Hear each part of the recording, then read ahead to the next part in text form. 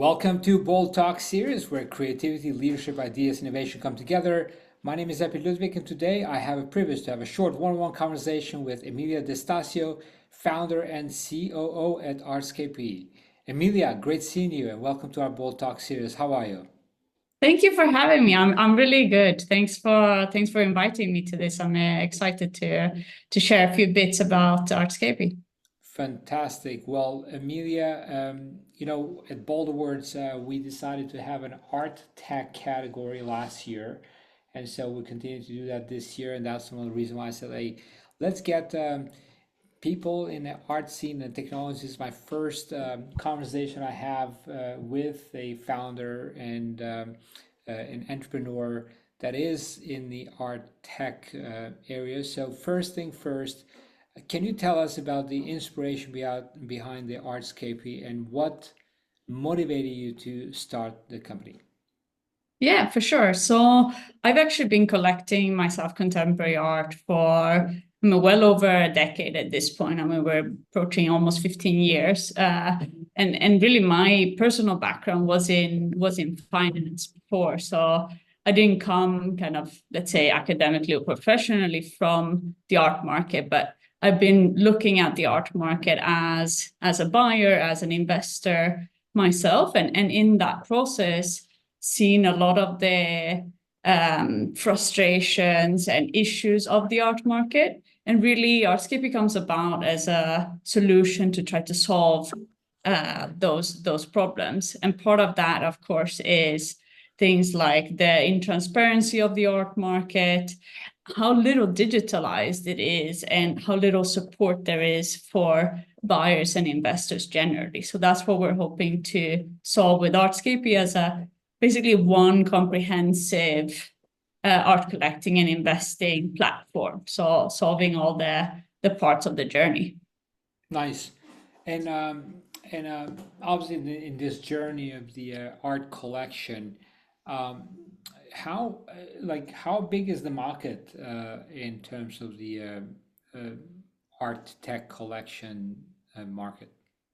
So it's interesting because a lot of people, of course, they think about art as quite a niche market. It's reserved for the ultra rich, for the few, but actually is growing a lot as an asset class, as a store of wealth, if you will. And if you look at the art market in general, so the other complication is that what we see in terms of public figures, obviously, are things like auction sales and publicly recorded sales, which misses basically what's underneath the iceberg, which is all of these private sales going on. But even so, if we just look at what's above the surface, we're talking over 65 billion a year in terms of turnover. So it's quite a sizable market. And again, that misses everything that goes on privately. It is becoming an interesting asset class for people. As I mentioned, what we've seen kind of aggregately is that people allocate between 10 and 30% of their wealth portfolio into art. So it is kind of a sizable allocation. More than half of people in sort of later stage managerial roles, at least judging by salary level, have bought art and are interested in buying art.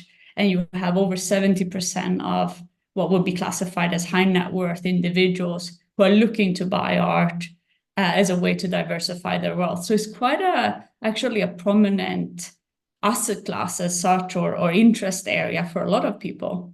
Mm. Yeah, very interesting. Not many people are aware of it, right? Art has been one of the greatest investment performance, even during the World War One and World War Two. Exactly. I mean, it's one of the oldest, I think, markets and asset classes that there is. And I always say that, it's what I find the most interesting is that it's one of the only asset classes, probably the only asset class that actually yields twice, right? So you have the opportunity of a financial gain, but meanwhile, you also have the emotional gain and the mental health gain of living with art and seeing it improve things like your well-being, your open-mindedness, your frame of thinking, as well as supporting cultural production. So if you think about it, there are essentially no other asset classes that allow you to do this. They tend to be purely financial, even within the alternative space, right? If you're invested into wine, if you drink that wine, that's it, that's done. While the art I can enjoy on an everyday level and still, have a chance of a long-term financial gain. Well, coming from a financial world that's heavily regulated, how regulated is the art industry? So it's interesting. It's not a regulated asset. It's essentially considered a non-asset in that sense, even though it's clear that people are buying art also with an investment angle, and as a long-term kind of wealth diversifier. So I think it's for good and bad.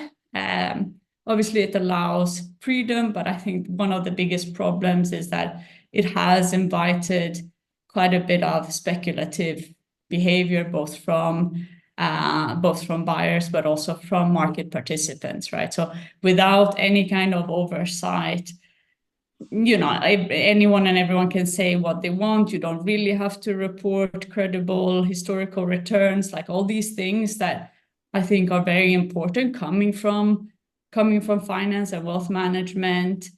That's really what we're trying to infuse also with Artscapy. So also being extremely transparent with historical performance, we are also developing also thoughts on getting ways of showcasing things like what's the risk profile, what's the liquidity profile of some of the artworks and the collections that we are building, as a way to also help people appreciate and understand that, not all art, unfortunately, is created equal, but there are also ways to understand the art market that take you away from the subjective seeing of art, because a lot of people also think, yeah, okay, but art that performs well is whatever looks nice and is aesthetically appealing, but actually there is obviously one part of that, and that is a big part of, does this speak to people?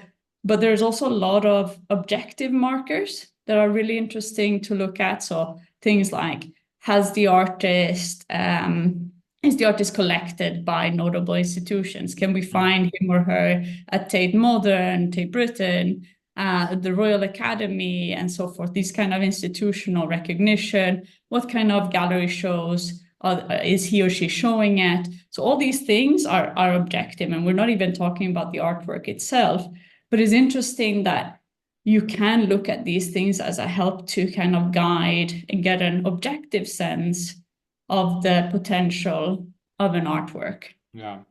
What do you see as the most significant trends happening right now in the art world?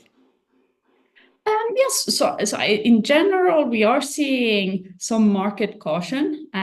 So of course, the art market isn't fully immune to kind of macro events, or a bit of geopolitical tension. Obviously, interest rates being relatively higher than what we've seen over the past decade or so. I wouldn't say in absolute terms they are necessarily high if you look at historical data, but relative to what we've been used to, at least for the past sort of 15 years or so, they are higher now, and that influences, of course, some of the purchasing behavior.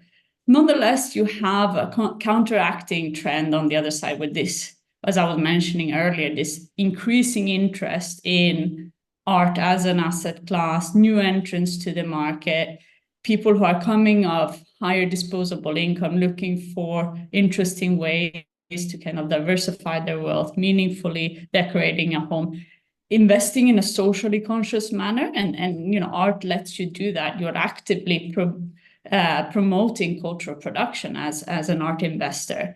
So you have these kind of counteracting forces, and I'm really, really excited, especially about this latter one, this new generation of art investors and collectors that are now coming into market. And one of the ways we try to support that is through the kind of service offering that we're doing. So really helping people get into this journey in a way that is unbiased as well, and totally focused on the client. So I think, yes, a bit of market caution, but also plenty of optimism and growth. Awesome. Um, Emilia, obviously, innovating, it comes with trying new things, and trying new things comes with number of failures until you get it right. What's your approach to failure when trying new things, and how do you encourage risk taking? Yeah, it's a great question. It's a really, really great question. I mean, I think taking risk is inherent in trying to drive innovation. So they go by definition hand in hand, and to really push forward something new that's going to help to change lives or the way we do something has a lot of risk. But the way I think about it, as a way to kind of mitigate this, is by being guided by data. So data both on a, I'd say, on a macro level, so understanding what are some of the guiding trends of the market, but also, let me say, on a more micro level, in the sense of really consciously speaking to customers, users, industry and market participants on a regular basis. In doing that, you can kind of abstract yourself from a lot of your, let me say, personal biases, hunches, and thoughts, and maybe personal observations that you think you've made, especially as a founder, as myself, who are also, let me say, a user of my own product. It helps me abstract from this notion of saying, okay, is this something only I am observing and thinking that there is a problem in the market, or are there also other people doing that?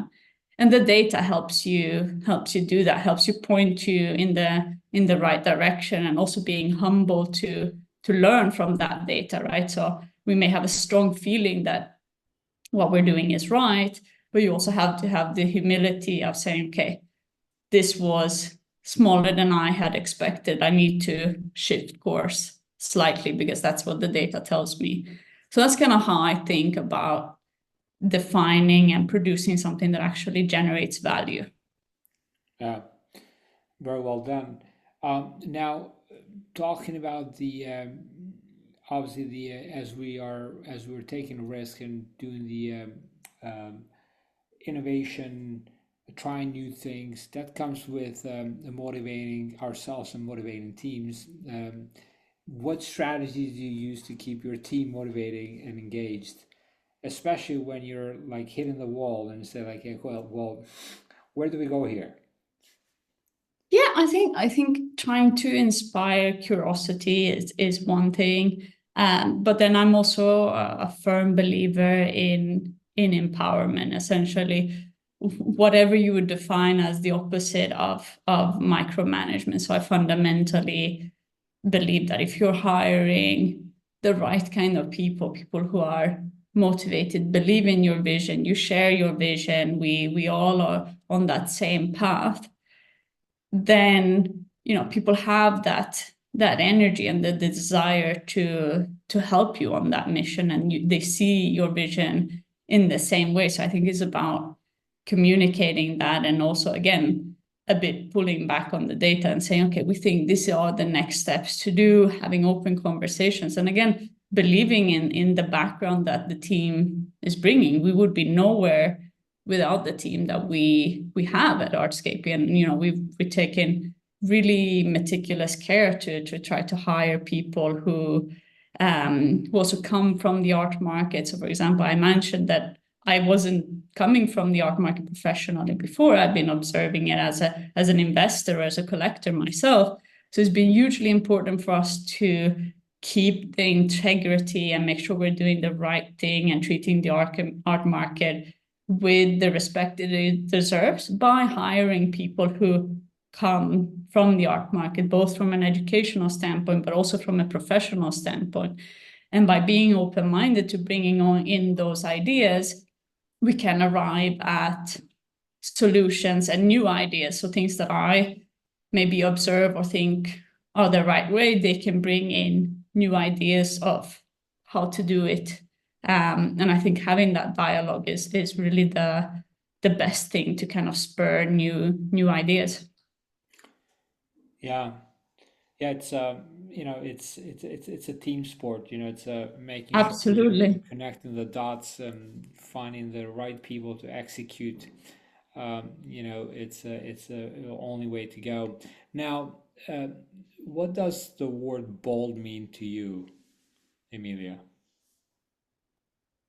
I think it goes a lot to what we were saying about driving innovation, right? So to being not being afraid to take risks. I mean, the only way you will see progress and delivering truly new value in whichever your field is by being bold, right? Is by trying new things, about daring to do new things. I mean, essentially what we've done with Artscapy is creating something that didn't exist before. So no one was focused on the investors or the collectors as we are. We built an entire solution around them that didn't exist before. We didn't know if that was going to have the kind of bite it has had. You'd have to be bold and say, okay, we're going to try it. Of course, you try to, as I was mentioning, check data and whatnot, but you have to be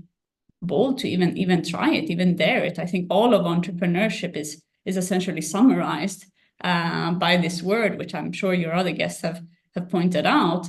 Is entrepreneurship is synonymous with being bold, and I think it's great that basically you're highlighting this in these conversations, and that word really captures what you have to do as an entrepreneur. And with that, always be bold, Emilia. Congrats to your successes. Looking forward to seeing all the great collections you got in your platform. Thank you for joining me in this Bold Talk series, and look forward to seeing you soon again. Until next time, take care, be great, and be bold always. Thanks for having me. Cheers.